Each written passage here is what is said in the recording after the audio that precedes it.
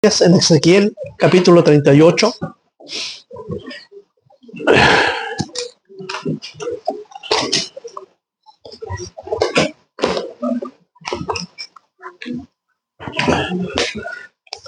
Bueno, esperar que hoy día sea un día, bueno, un buen almuerzo para los padres, ¿cierto?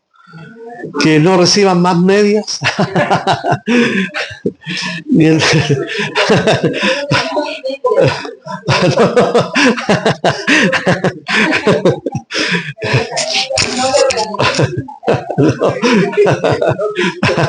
Por lo otro, la típica media, sí. El dibujo del nieto. Gracias, mija. Bien, lo que ustedes han recibido es un mapa. En el primero dice naciones contra Israel, y el segundo es una distribución de naciones que encontramos en las Escrituras. Y el tema que hoy día vamos a estudiar tiene que ver con el profeta Ezequiel. ¿Quién fue Ezequiel? Ezequiel fue un profeta que fue el profeta del exilio. Este hombre era un sacerdote al servicio de Dios y fue llevado en la deportación cuando Babilonia como imperio conquistó todo el Medio Oriente y arrastró, ¿cierto?, a todo lo que quedaba del pueblo de Israel, que eran dos tribus, Benjamín y Judá, y se los llevó deportados a Babilonia por 70 años. Eso está en la historia secular. Pero fue profetizado antes por la Biblia que iba a suceder. Y es interesante lo que vamos a ver hoy día, que Ezequiel, en el plano de las profecías bíblicas, estando en el exilio, él es mandatado a escribir para instar al pueblo de Dios primero a volverse a él, abandonar la idolatría, la corrupción moral, ¿cierto? Y todo lo que motivó a que ellos fueran llevados deportados. Como 150 años antes, las 10 tribus restantes de Israel fueron atacadas por Asiria, y las 10 tribus fueron tomadas y distribuidas en toda esa zona grande, Mesopotamia, Irak, parte de Irán, y allí se quedaron las 10 tribus de Israel, quedando este remanente de Judá y Benjamín en el sur. Israel tenía la capital Samaria y Judá tenía capital Jerusalén. Allí estaba el templo. Y pensaban ellos que por ser dos tribus privilegiadas y tener el templo tenían acceso directo a Dios, pero ellos estaban corrompidos en lo más profundo de su religiosidad. Ellos habían pervertido la religión. Y por eso mismo Dios los castiga.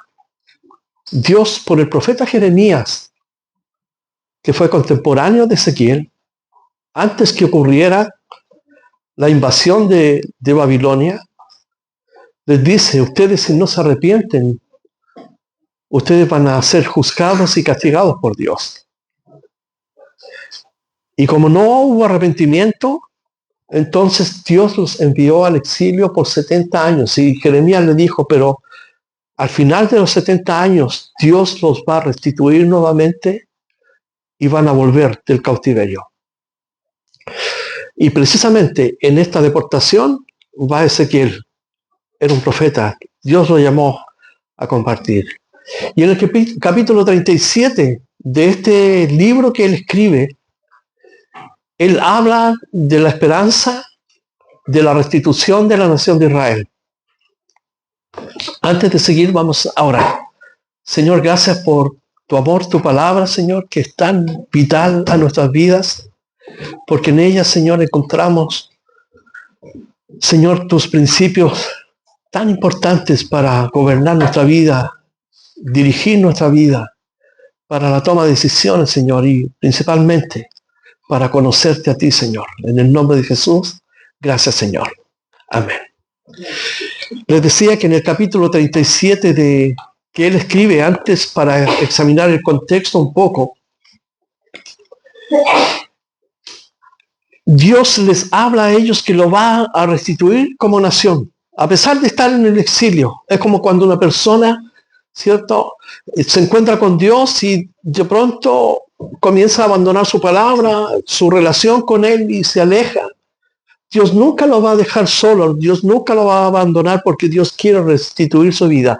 Del mismo modo, Dios quiere restituir la vida espiritual y a la nación misma, para que ellos vuelvan a la tierra, porque es una tierra que Dios le prometió a Abraham. Le dijo que le iba a dar una tierra para que allí habitara su descendencia. Y de su descendencia iban a ser el Mesías, que es el Cristo, quien sabemos vino hace 2000 años atrás. Pero Él les dice, ¿cierto?, que Dios los va a restituir, que los va a restaurar como nación. Y Ezequiel usa una metáfora, que es una figura de lenguaje que emplea el profeta, para expresar la idea completa de que Dios nos va a restituir, y habla del valle de los huesos secos. Dios lo lleva y les muestra un valle de huesos secos y dice, ¿ves esos huesos que están ahí? Sí, están todos muertos, están destruidos. Le dice, profetiza a favor de esos huesos y diles, les voy a dar carne, les voy a dar tendones, les voy a dar un cuerpo, los voy a restituir. Y Ezequiel profetiza y en un momento dice, pero no hay espíritu, no hay vida. Y Dios le dice, clama al Espíritu de Dios, clama al Espíritu para que el Espíritu de Dios repose sobre ellos. Y él clama y el Espíritu de Dios viene sobre esos huesos ya reconstituidos, y Dios le dice, así haré con la nación de Israel, porque estando como huesos podridos, muertos, a pesar de que ellos creían que tenían vida, yo les voy a dar un corazón nuevo. El profeta Jeremías dice que en los últimos días Dios iba a hacer un pacto con la nación de Israel, iba a poner sus leyes en sus mentes y en sus corazones.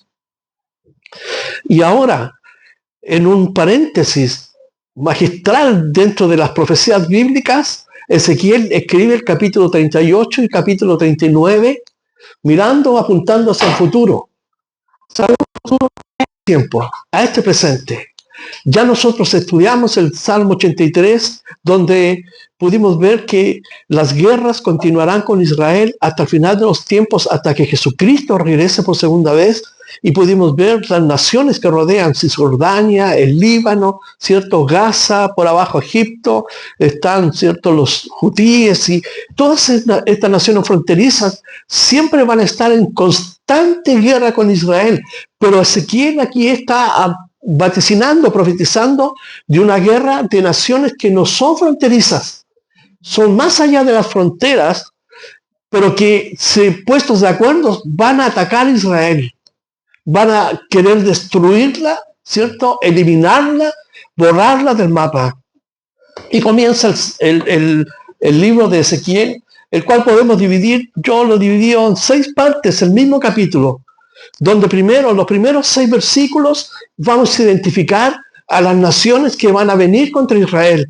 Dice, vino a mí palabra de Jehová, que era una expresión que usaban los profetas para decir que Dios les había hablado y que ellos tenían la urgencia de entregar este mensaje. Los profetas en el Antiguo Testamento también estaban organizados, tenían escuelas de profetas donde junto a los profetas mayores, ¿cierto?, y los que querían aprender el oficio porque tenían un llamado a servir a la nación de Israel por medio de entregar la palabra de Dios, tenían escuelas de profetas.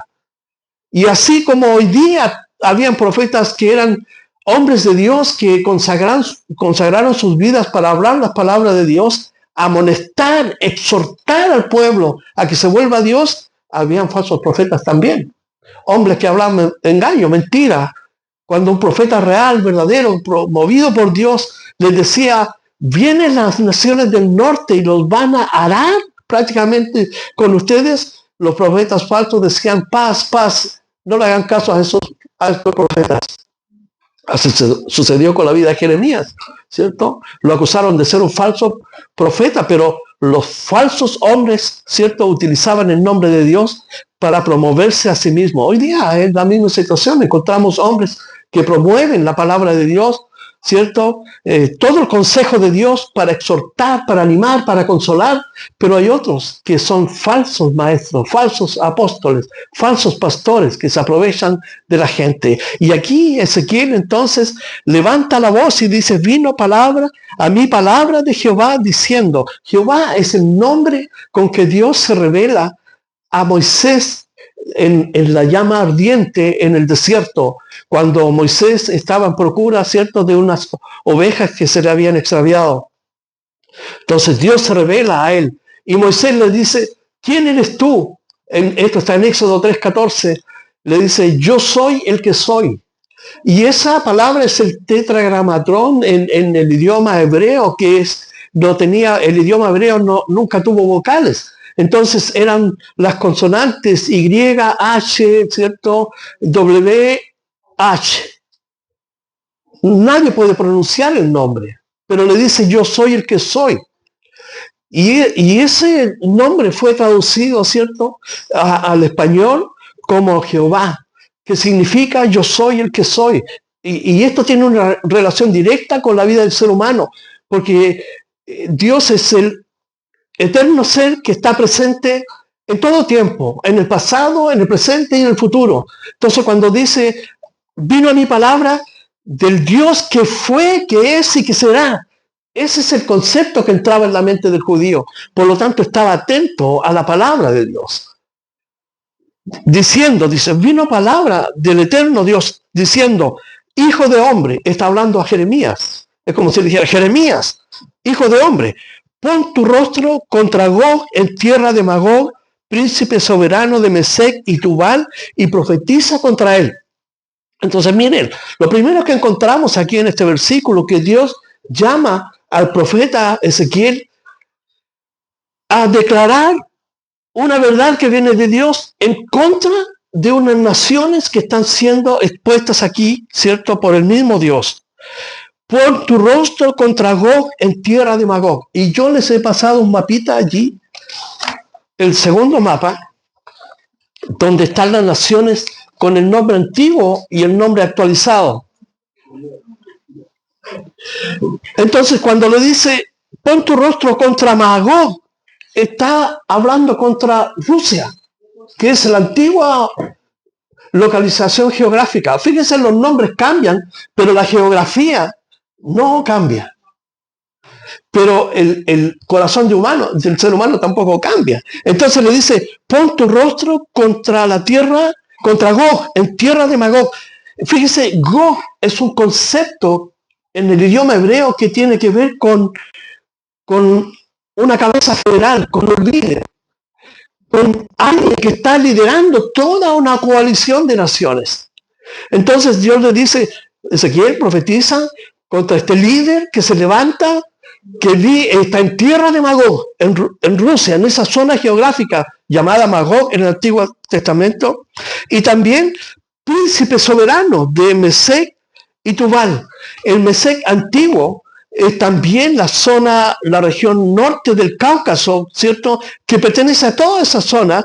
Mesec y Tubal también pertenece a toda esa zona. Así que estamos hablando de todo lo que pudiéramos llamar en los años 70 a toda la Unión de las Repúblicas Soviéticas, toda esa zona, Uzbekistán, Tajikistán y todos los están ahí presentes. Entonces, profetiza, le dice Ezequiel está en Babilonia. Recuerden lo que es Irán hoy en día. Allí está deportado, allí están los israelitas, allí están por haber desobedecido a Dios, y le dice, vuélvete hacia el norte, profetiza contra ese líder que está ahí, y profetiza contra él, y di, versículo 3, así ha dicho Jehová el Señor. Fíjense, y aquí utiliza una palabra interesante, Adonai, el término Señor, el hebreo, ¿cierto? Adonai es traducido al Nuevo Testamento como Señor, y la palabra utilizada ahí es Kurios. Entonces, Jesucristo se presenta como el gran Señor. Yo soy el Señor. Es el mismo concepto, Adonai, Señor, que es la más alta autoridad el Señor, el Supremo. Entonces Jesucristo está relacionado directamente con este título, porque es un título, Adonai, el Señor. Dice, he aquí, yo estoy contra ti, oh Gog, príncipe soberano de Mesec y Tubal. Entonces, fíjense, es Dios que está contra estas naciones. Dios está contra este príncipe. En aquel tiempo, ¿cierto? La profecía, quizás el pueblo no lo entendió, porque este es un paréntesis, como les menciono, el capítulo 38, 39, y vamos a ver que habla precisamente el mismo profeta que es hacia el futuro. Dice, yo estoy contra ti, ¿cierto? Estoy molesto contigo, por eso estoy contra ti, por eso he levantado a Ezequiel para que profetice contra ti a toda esta zona geográfica, las naciones que están ahí, pero contra el príncipe que está allí presente. Dice el versículo 4, y te quebrantaré, y pondré garfios en tus quijadas, y te sacaré a ti y a todo tu ejército, caballos y jinetes, de todo en todo equipados, gran multitud con paveses y escudos, teniendo todos ellos espadas. Entonces, en los primeros versículos del 1 al 6, estamos identificando esta coalición. Pero el versículo 4 dice algo interesante. Porque cuando Asiria invadió a las 10 tribus y los desparramó por todo Irán, Irak, Asia Menor, la Mesopotamia que conocemos nosotros, ¿cierto? Esos soldados tenían una forma muy cruenta de tratar a sus enemigos.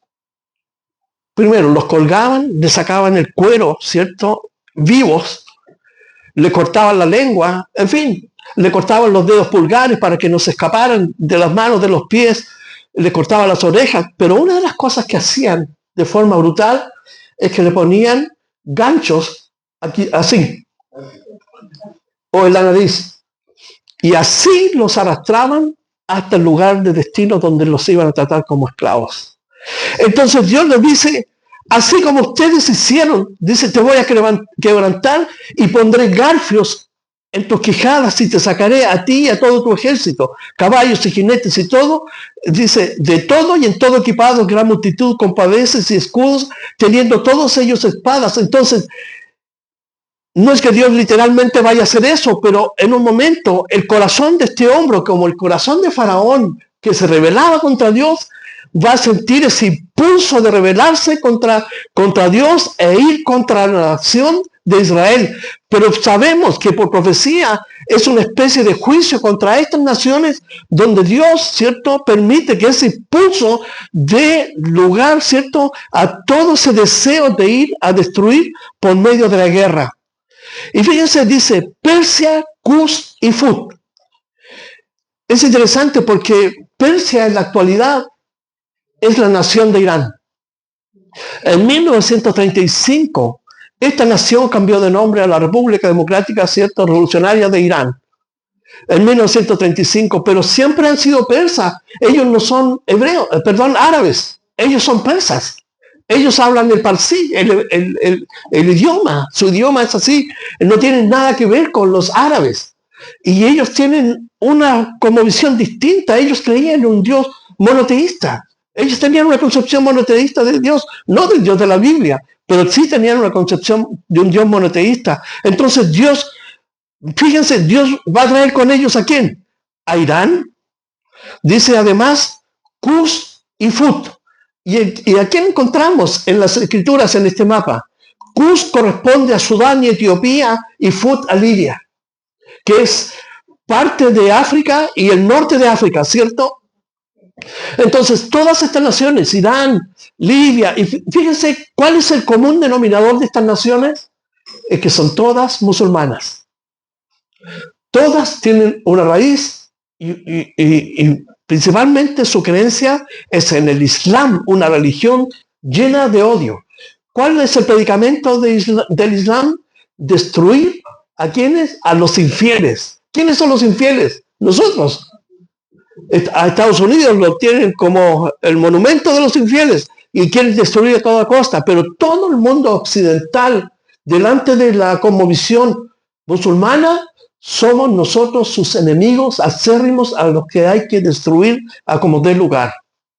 Y dentro de su teología, ellos esperan un Mesías.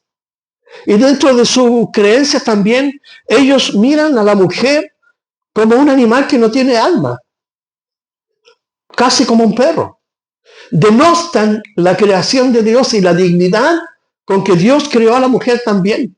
Pero es una religión cruel. Todos sabemos de sus crímenes, de sus asesinatos y de la forma en que ellos operan y cómo se instaló el Islam en todo este mundo. Fíjense, dice Gomer, el versículo 6, y todas sus tropas y la casa de Togarma. Gomer tiene que ver con Turquía, la Turquía moderna. Turquía, el sur de Turquía, en los primeros siglos del cristianismo era toda cristiana. De hecho, cuando el Apocalipsis, los capítulos 2 y 3, cuando Jesucristo le pide a Juan que escriba a las iglesias, ¿cierto? A las 7 iglesias, esas iglesias están en el sur de Turquía. Éfeso, Esmirna, Tiatira, Pérgamo, Filadelfia, la Odisea, todas esas iglesias en su conjunto geográficamente estaban ubicadas en este sector, pero recordemos que en el siglo VI, con Sulimán el Magnífico, que conquistó el Medio Oriente y conquistó toda esta zona, ¿cierto? Instauró y transformó las iglesias cristianas, por ejemplo, en mezquitas para adoración del dios Alá, un dios pagano. Entonces, toda esta zona, todas estas naciones, podemos ver que son las que Dios va a usar, va a permitir en este último tiempo para atacar y destruir Israel. Lo más interesante de esto es que el 2021, Irán, Turquía, China, Rusia, firmaron un pacto, ¿cierto?, para transformarse en una confederación de naciones. Y todas tienen un mínimo común denominador, que es el Islam. Aquí estamos. Entonces Dios le dice, Ezequiel profetiza, porque voy a permitir, ¿cierto?, sacar a estos ejércitos que van a ir a atacar Israel. Nosotros como cristianos, de acuerdo a toda la profecía bíblica, creemos que van a suceder dos cosas. Y la Biblia lo dice así: que la iglesia sea sacada a través de lo que la Biblia llama el rapto de la iglesia, harpazo, que es un concepto, ¿cierto?, que está allí en las Escrituras, donde el apóstol Pablo dice, nosotros los que quedamos, los que habremos vivido para ese tiempo, seremos arrebatados, porque el Señor Jesús dijo, vendré y os tomaré a mí mismo, para que donde ustedes están, donde yo estoy, ustedes también estén. Entonces va a haber una reunión, la iglesia cristiana, y esta es la esperanza que mantiene vivo a los hermanos que están siendo asesinados en el Oriente Medio, en Asia, ¿cierto?, en Corea del Norte, en la China comunista, los están matando, persiguiendo, mandando, ¿cierto?, a la cárcel, cadenas perpetuas, ¿cierto?, a trabajos forzados por creer en Cristo Jesús. ¿Qué es lo que los mantiene vivos? Es su esperanza que Jesucristo viene por su iglesia. Y el otro acontecimiento es que en cualquier momento estas naciones van a atacar a Israel. Muchos teólogos y muchos estudiantes de la Biblia confunden esta gran batalla que va a haber con la batalla de Armagedón, que es una batalla que se va a llevar a cabo al final de los 7 años, ¿cierto?, de los 7 años que vienen de gran tribulación sobre el mundo, los que profetizó Jesucristo, donde habrán, ¿cierto?, guerras, pestilencias, hambre, control de la humanidad, ¿cierto? La gente va a ser identificada con un número, con un dígito, viene todo un proceso, ¿cierto? Al final de ese tiempo, todas las naciones van a ir a pelear con Israel. Pero aquí son un grupo de naciones, es distinto. Por lo tanto, este acontecimiento puede ocurrir en cualquier momento. Un pastor que nosotros siempre aprendimos de él muchas enseñanzas, el pastor Jack Smith siempre decía, o es el rapto de la iglesia o Israel es atacado por esta confederación de naciones. Ustedes saben que el presidente turco odia a Israel con todo su corazón. Putin, ni hablar. Putin ha estado, Rusia más bien dicho, o la Unión Soviética, ha estado detrás de todas las guerras contra Israel, apoyando a Irán con armamento, con dinero y con recursos. Irán, ni hablar. Libia, un enemigo acérrimo, ¿cierto? Cuando estaba el Gaddafi allí, un enemigo acérrimo de Israel. Egipto, el que está ahí, ¿cierto? El que dice que soy amigo, pero soy enemigo, permitió, ¿cierto?, que los de Hamás metieran túnel por medio de túneles, se infiltraran, ¿cierto?, armas y todo eso para pelear contra Israel. Así que estamos en una zona crítica. Y ya vimos ya cuáles son las naciones. Pero ahora entonces vamos a ver la preparación para la invasión futura de Israel, versículo 7 al versículo 9 dice, prepárate. ¿A quién está hablando? A este príncipe soberano que tiene control y rige a estas naciones. Recuerden que Erdogan, que es un súbdito de Putin, Xi Jinping es también un aliado extremo de Putin, y el de Irán, ni hablar, los de Irak, los de Afganistán, ellos están esperando, ¿cierto?, también atacar a Israel. Entonces, toda esta coalición, Dios les dice, prepárate y apercíbete a este príncipe. Le dice, tú y toda tu multitud que se ha reunido a ti, y sé tú su guarda. Es decir, tú, príncipe, les vas a dar las órdenes, porque tú estás encargado de esta coalición. Lo que le está diciendo. Dice en el versículo 8, de aquí a muchos días serás visitado. Cuando está organizándose aquel, está refiriéndose a estas naciones que geográficamente identificamos por estos nombres, Gomer, Tomarca, Mesec, cierto, Gama, Mesec, Tubal, Magog. Pero aquí el profeta hace un detalle importante. Dice, de aquí a muchos días serás visitado. Al cabo de años vendrás a la tierra salvada de la espada, recogida de muchos pueblos a los montes de Israel, que siempre fueron una desolación. Es cierto, cuando los musulmanes otomanos se retiraron de Israel, ¿saben ustedes lo que hicieron? Salaron todo Israel para que los judíos, no se preocupen, para que los judíos, porque ya habían judíos antes de 1948 viviendo allí en Israel, pero para que ellos no aprovecharan la tierra, entonces los judíos, los otomanos, porque venía el imperio inglés, que se hizo cargo más adelante, el control de ahí, salaron todas las tierras que posibles de ser sembradas, las salaron, ahí a unos pocos metros tenían el mar Muerto, así que tomaron sal y salaron toda la tierra. Pero aquí está diciendo el profeta, dice, una nación que fue sacada de las naciones, perdón, el 8 dice, vendrás a la tierra salvada de la espada, recogida de muchos pueblos, a los montes de Israel que siempre fueron una desolación, mas fue sacada de las naciones y todos ellos morarán confiadamente.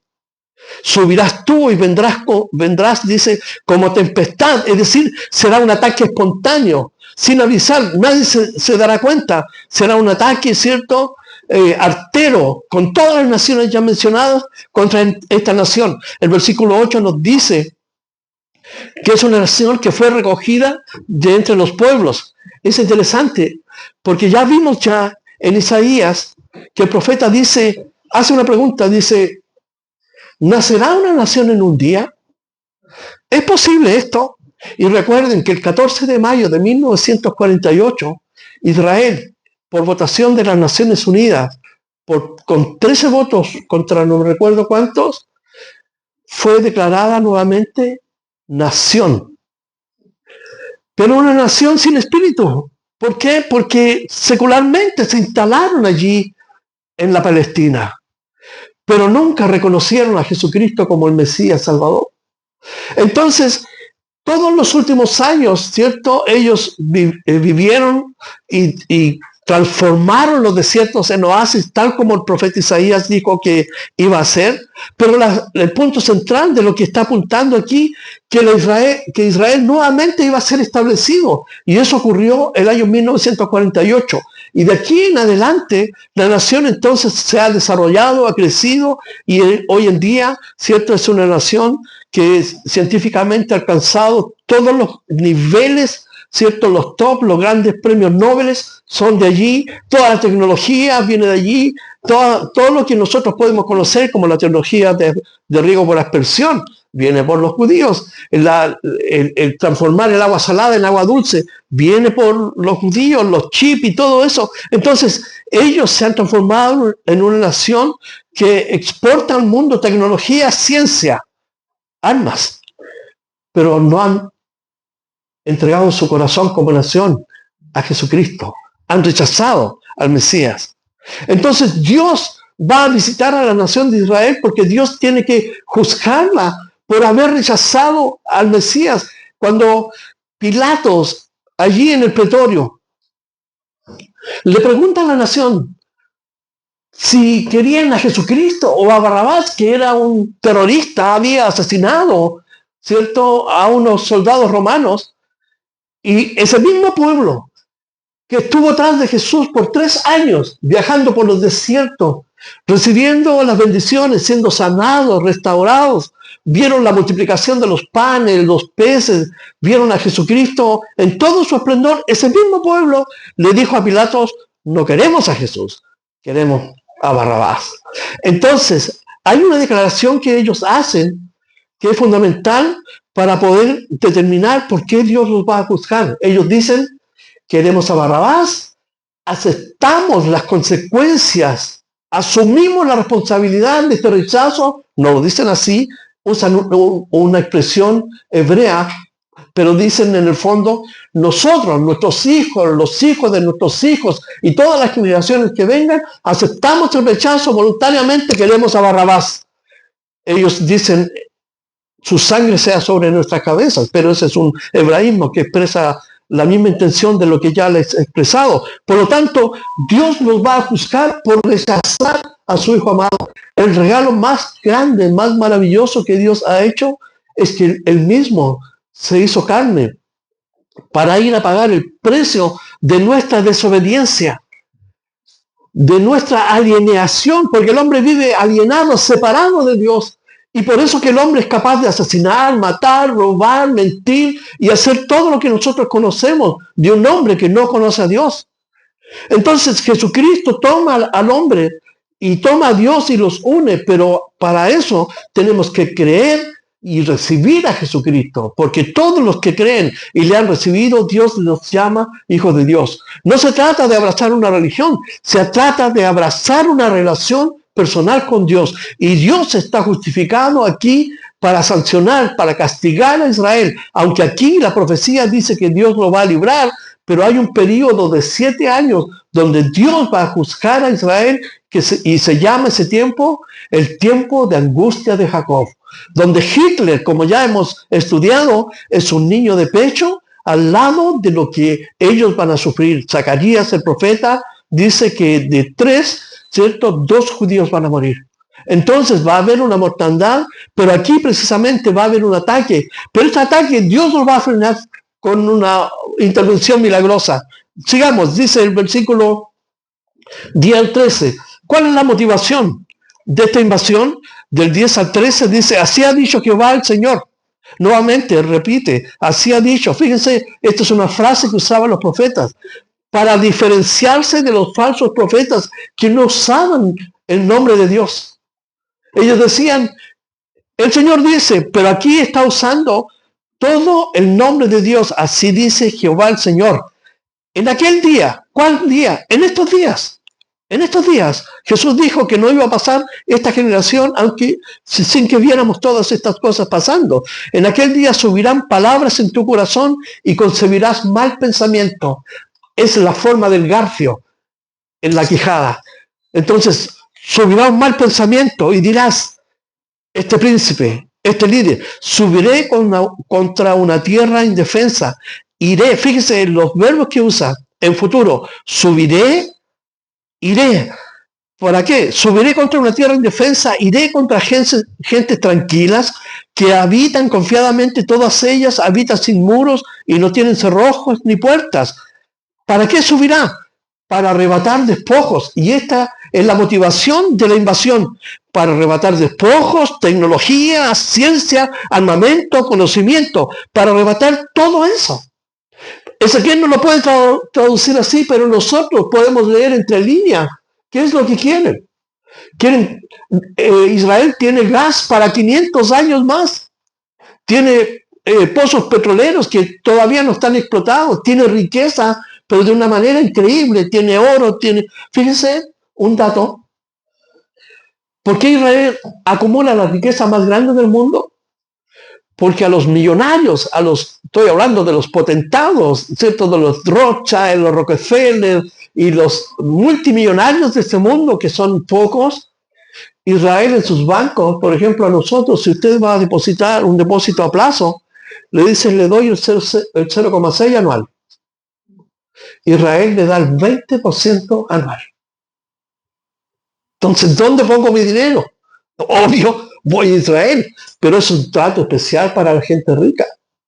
Entonces, este hombre, este príncipe, va a ir allí a arrebatar despojos, para tomar botín, dice, para poner tus manos sobre las tierras desiertas ya pobladas. Israel convirtió el desierto en zonas cultivadas, pero que producen al 1000%. Israel exporta flores a Holanda. Eso es una paradoja. Exporta cítricos al mundo, limones, naranjas, en fin, ha transformado el desierto en una zona cultivable, producto de lo que Dios dijo que iba a suceder y ha ocurrido delante de nuestros ojos. Por lo tanto, esta profecía puede tener cumplimiento en cualquier momento. Dice así, para arrebatar despojos y tomar botín, el versículo 12, para poner tus manos sobre las tierras desiertas ya pobladas y sobre pueblos recogidos de entre las naciones. Israel, todavía hay gente que está volviendo a su tierra. Hace poco encontraron los sabios de la tribu de Manasés, que eran parte de esas 10 tribus que, cierto, fueron despojadas y llevadas en cautiverio por Asiria en el año 722 a.C. Hoy en día están retornando. Y fíjense que en el retorno usted encuentra judíos negros, judíos orientales, asiáticos. ¿Por qué? Porque se han mezclado con las naciones, así como los sefarditas que están para este lado, que salieron de España y se mezclaron en toda la América. Entonces uno puede encontrar apellidos, ¿cierto?, que tienen vinculación directa con los judíos. Los González, los Pérez, los Espinosa, ¿cierto? ¿Cuál es tu apellido, Jaime? Gorena. Los Gorena. Pero hay una migración hacia Israel precisamente porque ellos saben que llegará el tiempo del cumplimiento de la promesa. Y este príncipe va a ir a arrebatar despojos, botín. Entonces dice aquí el versículo 12, Seba y Dedán. Interesante que Dedán es Arabia en la parte del norte. Y Seba o Sabá en la parte de Arabia del Sur, Yemen, aquí dice, ¿cierto? En el mapa. Entonces ellos nos dicen, vienes a tomar despojos, ellos dicen, oye, estás invadiendo, me vas a tocar a mí, te vas a llevar todo eso, no, a mí no me puedes tocar. Es lo que están diciendo los árabes. Entonces en el versículo 12 dice, Saba y Dedán y los mercaderes de Tarsis y todos sus príncipes te dirán, ¿has venido a arrebatar despojos? ¿Has unido tu multitud para tomar botín, para quitar plata y oro, para tomar ganados y posesiones, para tomar grandes despojos? El versículo 15 dice, vendrás de tu lugar de las regiones del norte, tú y muchos pueblos contigo. ¿Cuáles pueblos? Los que ya ha mencionado en el versículo 1 al 6. Fud, Cus, Dedán, Saba, pero en el fondo es Libia, Sudán, los hutíes, los árabes del sur, los árabes del norte, ¿cierto? Los persas, Turquía, Irán, en fin, todas estas naciones vienen para tomar botín de Israel. Pero la pregunta, fíjense, piensen esto. ¿Por qué una nación tan pequeña, es objeto de odio de todo el mundo? ¿Por qué? No es una cuestión política, ni por geografía, porque es un país sumamente reducido. Podría caber fácilmente en una región nuestra. ¿Qué es lo que tiene Israel? Que la hace objeto de odio de todas las naciones. Es que Dios escogió a esta nación y no otra. para que sea su pueblo especial. Así como Dios ha escogido en Cristo Jesús a su iglesia para que sea su especial tesoro, Israel es la nación escogida por Dios, por sobre todas las naciones. Y fíjense, no hay cualidades aquí. No es porque Abraham, que lo llamó desde Irak, porque Abraham salió de Irak junto con su padre, de una nación pagana donde adoraban, ¿cierto?, todos esos dioses. Dios lo llama y lo hace establecer en la tierra de Canaán, donde había paganismo, donde adoraban ciertos otros dioses, quemaban a los niños en el fuego con el dios Moloch, adoraban a Istar, las constelaciones, ¿cierto? Todo el horóscopo no es nuevo, allí lo adoraban. Y tenían sacrificios humanos y todo eso. Dios lo llama ahí para establecer la fuente de luz y verdad por medio de la familia. Y a través de esta familia vino el Mesías Jesucristo, el Salvador, nacido de una virgen.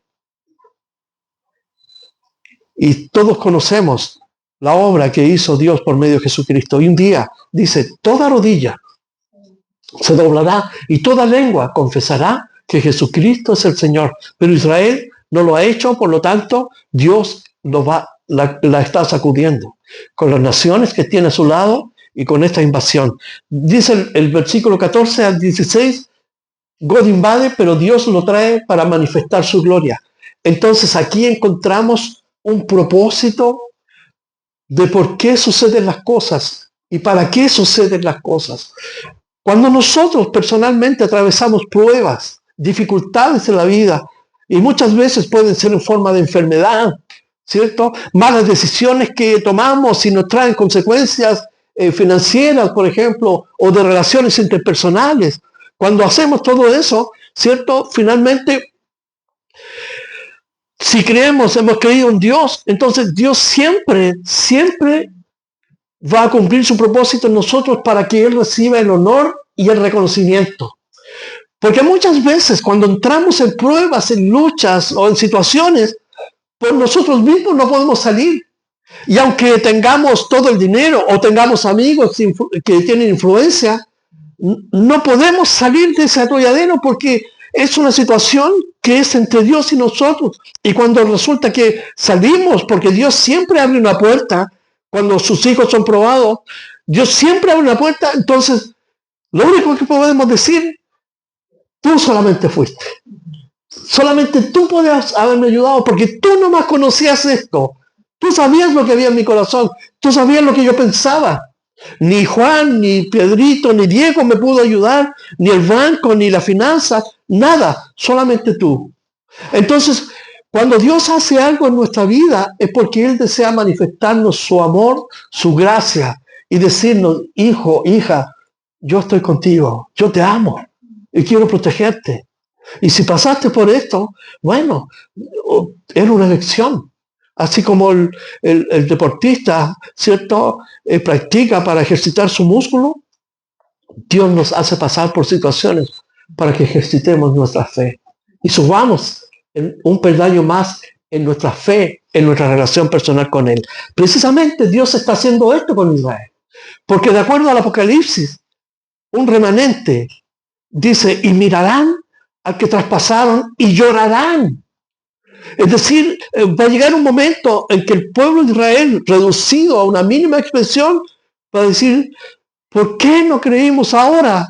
Te reconocemos, tú eres el Mesías, que rechazamos por más de 2000 y tantos años. Pero Dios en ese proceso está purgando a la nación de Israel por medio de estas naciones para que ellos se vuelvan a Dios, al Creador, y a Jesucristo, nuestro Señor. Entonces dice aquí en el versículo 14 al 16, por tanto, en conclusión de todo lo que ya hemos visto, de que vimos las naciones que van a conformar esta coalición, donde se prepara esta futura invasión, donde vemos el motivo de la invasión, entonces ahora del 14 al 16, Gog invade, pero Dios manifiesta su gloria. Dice, por tanto, profetiza, hijo de hombre, di a Gog, así ha dicho Jehová el Señor.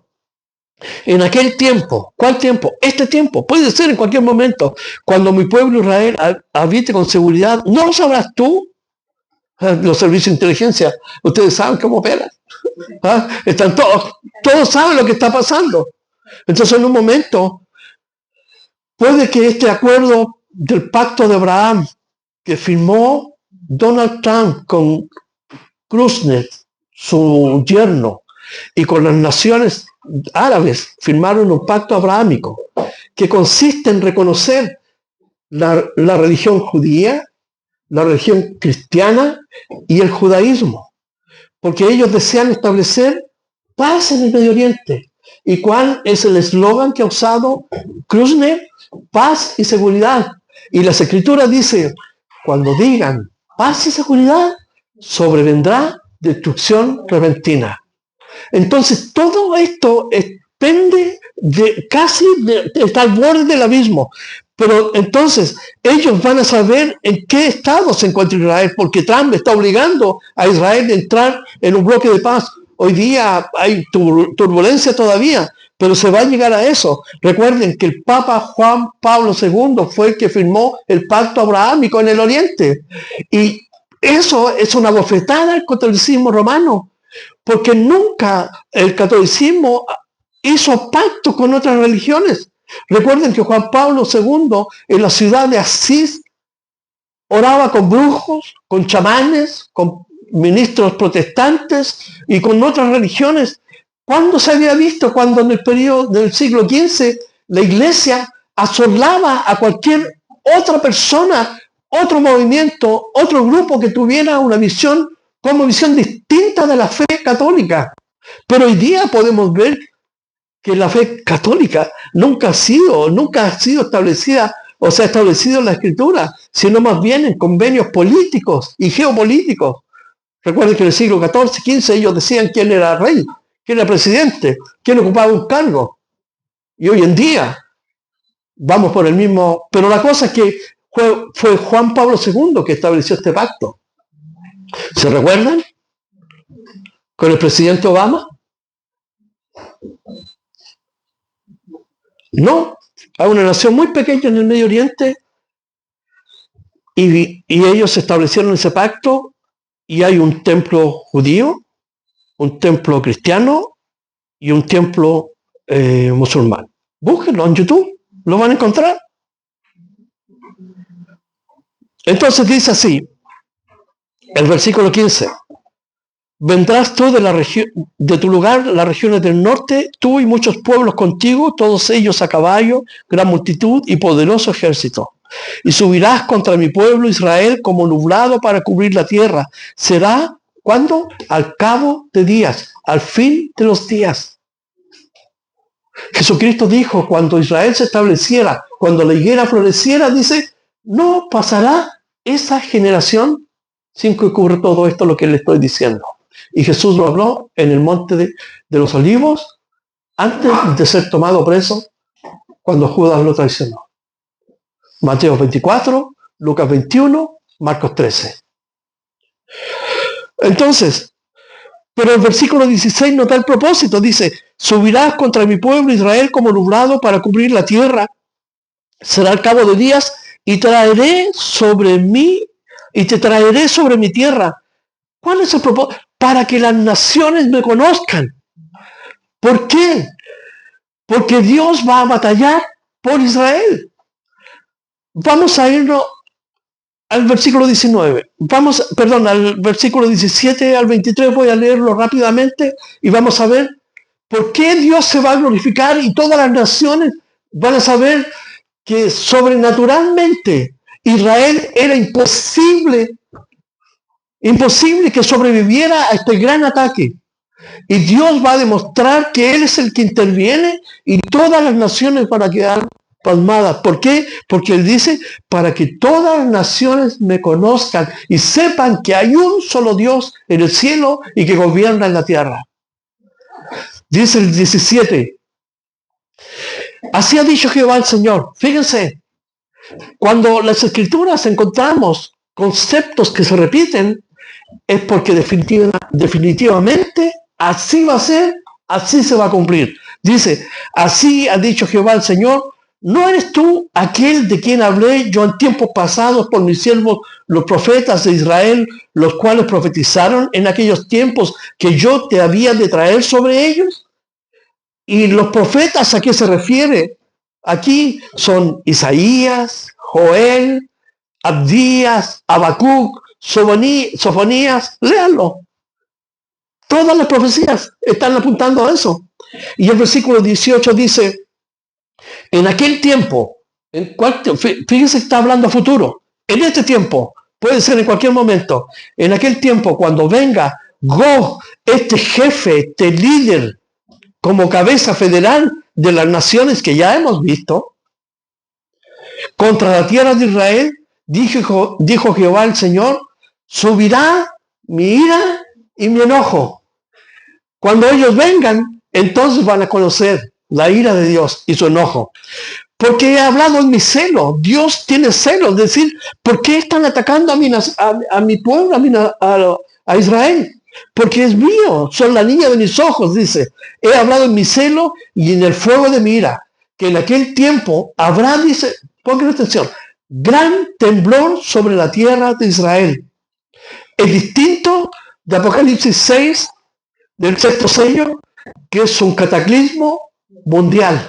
Y ustedes saben que hay una falla que empieza en Argentina y termina en Alaska, que son más de 6.000 millas, una falla geológica y que está ahí y es materia de estudio de todos los científicos que estudian el tema, porque saben que se puede generar una catástrofe allí, un terremoto de grandes proporciones. Apocalipsis nos dice que va a ser un cataclismo mundial. Toda isla, todo monte, todas las grandes ciudades van a caer por tierra, porque va a ser la ira de Dios. Y eso lo vamos a estudiar cuando estudiemos Apocalipsis. Pero aquí va a haber un gran terremoto en Israel, dice. Que los peces del mar Mediterráneo y el mar muerto, que también tiene algunos peces, las aves del cielo, las bestias del campo y toda serpiente que se arrastra sobre la tierra y todos los hombres que están sobre la faz de la tierra, aquí utiliza un principio, ¿cierto? Que es sobre la tierra, pero de la tierra de Israel, porque el temblor va a ser ahí en Israel. No está hablando de la tierra en su conjunto, sino es una parte del todo, pero lo señala como tierra. La tierra de Israel, allí habrá un gran terremoto de tal manera que la flora, la fauna y todo lo que tiene vida, dice aquí, dice, y todos los hombres que están sobre la faz de la tierra, dice, temblarán ante mi presencia y se desmoronarán, dicen los montes, y los vallados caerán y todo muro caerá a tierra. Y en todos mis montes llamaré contra él la espada. ¿Contra quién? Contra Tegog, porque es el príncipe que ha maquinado perversamente en su corazón con todas estas naciones ir a destruir Israel. Entonces dice, llamaré contra él la espada, dice Jehová el Señor, la espada de cada cual será contra su hermano. Y aquí la primera intervención de Dios. Primero, el terremoto. Segundo, los va a confundir, van a pelear entre ellos. Y podemos encontrar en el Antiguo Testamento naciones que Dios, cierto, los engañaba y peleaban entre ellos. Y se terminaban y cuando Israel llegaba a la batalla, los encontraba todos muertos. Entonces Dios los va a confundir y van a pelear entre ellos. Va a haber guerra entre ellos. Algo va a pasar, cierto, que los va a confundir.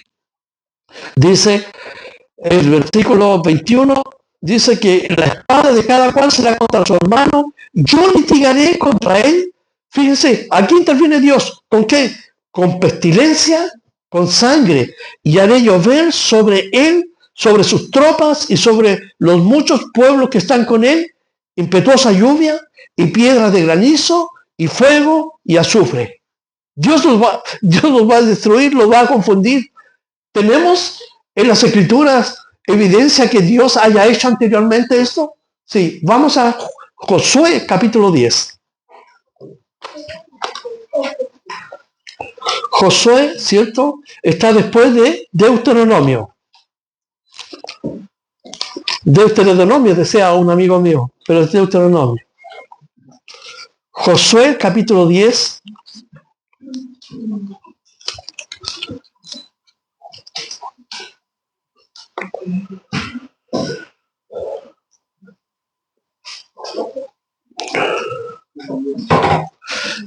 Les digo al tiro. El versículo 6 en adelante. Denme unos minutos para terminar, porque esto tiene relación directa con la forma en que Dios va a intervenir cuando bajen Turquía, Rusia, Irán, vayan a pelear con Israel. Dios los va a confundir para pelear entre ellos, pero además Dios va a mandar esas señales del cielo. En el capítulo 10, cuando Josué, después que murió Moisés, entró a la tierra prometida, hizo un pacto con un rey de Gabaón, el rey de Gabaón. Y los otros reyes de las ciudades que lo rodeaban dijeron, ¿por qué Gabaón hizo pacto con Israel? Vayamos a destruirlo, porque fue un traidor. Nosotros teníamos una alianza, pero Gabaón se adelantó y viendo lo que Dios hacía por Israel, Gabaón le dijeron, somos tus siervos, cuídanos, protégenos, y Josué le dijo, los voy a cuidar. Y vinieron estos reyes a atacarlos, y aquí en el capítulo 6, para ilustrar lo que les estoy diciendo, dice, entonces los moradores de Gabaón enviaron a decir a Josué al campamento en Gilgal, no niegues ayuda a tus siervos, sube prontamente a nosotros para defendernos y ayudarnos, porque todos los reyes de los amorreos que habitan en las montañas se han unido contra nosotros. Y subió Josué a Gilgal, él y todo el pueblo de guerra con él, y todos los hombres valientes. Y Jehová dijo a Josué, no tengas temor de ellos, porque yo los he entregado en tu mano, y ninguno de ellos prevalecerá delante de ti. Y Josué vino a ellos de repente, habiendo subido toda la noche desde Gilgal. Y Jehová los lleno de consternación delante de Israel, y los hirió con gran mortandad hasta Gabaón, y los siguió por el camino que sube de Bet-Jorón, y los hirió hasta Aseca y Maceda. Y mientras iban huyendo de los israelitas a la bajada de Bet-Jorón, atención, Jehová arrojó desde el cielo grandes piedras sobre ellos hasta Aseca, y murieron. Y fueron más los que murieron por las piedras del granizo que los hijos de Israel que mataron, ¿cierto? Mataron la espada. Entonces Josué habló a Jehová el día en que Jehová entregó el amorreo delante de los hijos de Israel y dijo en presencia de los israelitas, esto es un evento histórico que para cuando la NASA iba a enviar los hombres a la luna, tuvieron que hacer, ¿cierto?, un recuento hacia atrás y hacia adelante para que el alunizaje fuera perfecto.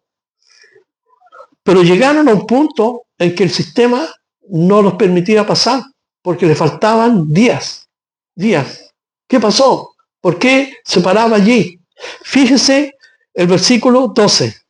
Entonces Josué habló a Jehová el día en que Jehová entregó al amorreo delante de los hijos de Israel y dijo en presencia de los israelitas, sol, detente en Gabaón y tu luna en el valle de Ajalón. Y el sol se detuvo y la luna se paró. El sol se detuvo y la luna se paró hasta que la gente se hubo vengado de sus enemigos. ¿No está escrito esto en el libro de Jacer? Y el sol se paró en medio del cielo y no se apresuró a ponerse casi un día entero. Casi 24 horas el sol estuvo detenido. Entonces, cuando en la NASA los científicos dijeron, cristianos, en la Biblia hay casi un día perdido, metieron la información y comenzó a correr nuevamente el sistema. Los científicos no van a decir esto porque son ateos, la mayoría. No están, ¿cierto?, en su mente, en su corazón esto, pero esto es un hecho histórico que ocurrió y Dios mandó granizo. Entonces, volviendo a Ezequiel, Dios hizo llover fuego, azufre. Y en Zacarías, el capítulo 14, y con esto vamos a ir terminando ya, 2 minutos más, Zacarías 14. Zacarías es el antepenúltimo libro del Antiguo Testamento. el último es Malaquías, el antepenúltimo es Zacarías.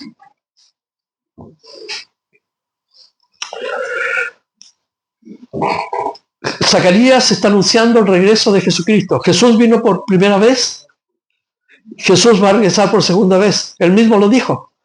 Y aquí en el versículo 14, capítulo 14, versículo 1 al 3, con esto dice: he aquí, el día de Jehová viene, y en medio de ti serán repartidos tus despojos. Porque yo reuniré todas las naciones, y esta es la gran batalla de Armagedón, que es distinta de esta de Ezequiel 38. Porque yo reuniré todas las naciones para combatir contra Jerusalén, y la ciudad será tomada, y serán saqueadas las casas, violadas las mujeres, y la mitad de la ciudad irá en cautiverio, mas el resto del pueblo no será cortado de la ciudad. 3. Después saldrá Jehová y peleará con aquellas naciones como peleó en el día de la batalla. ¿A qué batalla se refiere? A la batalla de Josué. Y aquí, entonces, volviendo a Ezequiel, para terminar, el 22 dice: yo litigaré contra él con pestilencia y con sangre, y haré llover sobre él, sobre sus tropas y sobre los muchos pueblos que están con él, impetuosa lluvia, piedra de granizo, fuego, azufre. ¿Cómo destruyó Dios Sodoma y Gomorra? Con fuego y azufre. Y el 23, y aquí está el propósito: y seré engrandecido y santificado, y seré conocido ante los ojos de muchas naciones, y sabrán que yo soy Jehová Dios. Entonces, ¿cuál es el propósito de esta gran batalla? Primero, es sacar a estas naciones que han sido antagónicos contra Israel para que se cumpla una promesa que Dios le hizo a Abraham. Le dijo: a los que te bendijeren, yo los voy a bendecir, pero a los que te maldigan, yo los voy a maldecir. Y todas estas naciones tienen eso en común, que han maldecido a Israel. Segundo, para establecer que Él es el Dios verdadero, por medio de este juicio que viene. Y esto no es nada comparado con todo lo que viene de acuerdo al libro de Apocalipsis. Entonces, ¿qué nos enseña esto? Brevemente, quiero leer algo que escribí, que nosotros como cristianos debemos vivir con esperanza y no con miedo, porque Dios tiene cuidado de nosotros. Jesús dijo: cuando estas cosas comiencen a suceder, erguíos, levantad vuestras cabezas, porque vuestra redención está cerca. Debemos vivir también una vida santa delante de Dios. Debemos permanecer firmes en nuestra fe y poner nuestra confianza en Dios y no en sistemas humanos. Y debemos recordar que no es Gog la preeminencia del capítulo, sino es la soberanía de Dios. Dios tiene control de la historia. Y si Dios tiene control de la historia, Jesucristo lo refrenda cuando dice que Él tiene cuidado de nosotros, que Él se preocupa de nosotros y que estará con nosotros todos los días de nuestra vida. Entonces, no nos preocupa lo que puede suceder. Lo que debemos cuidar es nuestro corazón. Y con esto concluyo. El salmista dice: sobre toda cosa guardada, guarda tu corazón. ¿Por qué? Porque de él mana la vida. Vamos a orar. Padre, te damos gracias en el nombre de Jesús, que podemos estudiar tu palabra y saber todas estas cosas que sucederán. Tú nos anticipas el futuro para que tengamos esperanza en ti. Y te agradecemos, Señor, porque tu palabra es tan clara, porque ya en el pasado tú actuaste y lo harás también en el futuro. Señor, bendícenos en este día, Señor, lo que queda de él, que las familias que están celebrando, Señor, junto a sus padres, Señor, puedan tener un buen tiempo, sobre todo nosotros, Señor, como hijos de Dios. Oramos por los que están enfermos, por Maynor, Matías, Ángel, Señor, que la está pasando mal. Oramos por Romerito, Señor, que está en el hospital, para que tú toques su corazón y su mente y trabajes en su vida, Señor. Y por todos los que no han podido venir, oramos en el nombre de Jesús. Amén. Vamos a cantar una canción que me gusta